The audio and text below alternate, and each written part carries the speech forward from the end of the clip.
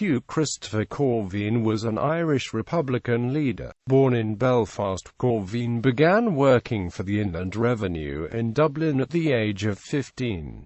There, he joined the Gaelic League and the Irish Volunteers, participating in the Easter Rising. During the Irish War of Independence, Corvin was based in Galway. Then, in 1920, he returned to Belfast, where he became quartermaster of the 3rd Northern Division of the Irish Republican Army. An opponent of the Anglo-Irish Treaty, he became the IRA's Belfast secretary in 1923.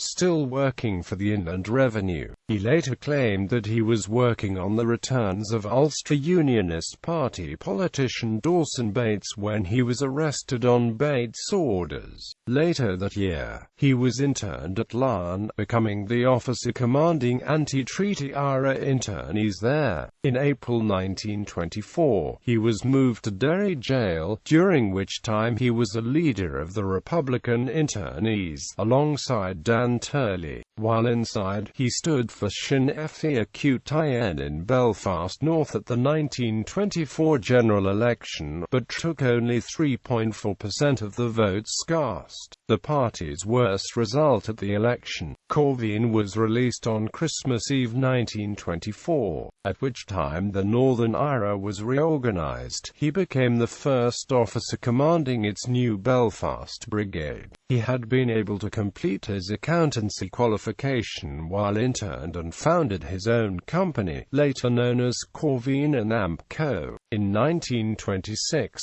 he stood down from his IRA positions to focus on his business interests. Living on the Antrim Road, Corvin spoke the Irish language at home, was very active in the Gaelic Athletic Association, and served in succession as the president, secretary and treasurer of the Belfast branch of the Gaelic League. For the 1930s, he began supporting Fianna Fáil, and later in the decade, he was a leading figure in the Northern Council for Unity, a short-lived split from the Nationalist Party. Corvin served as Eamon Donnelly's election agent in his campaign for Belfast Falls at a 1942 by-election to the Northern Ireland House of Commons. Donnelly won the seat, and his supporters then nominated Corvin for the British House of Commons at the Belfast West by-election, 1943. Although the IRA repudiated his candidacy,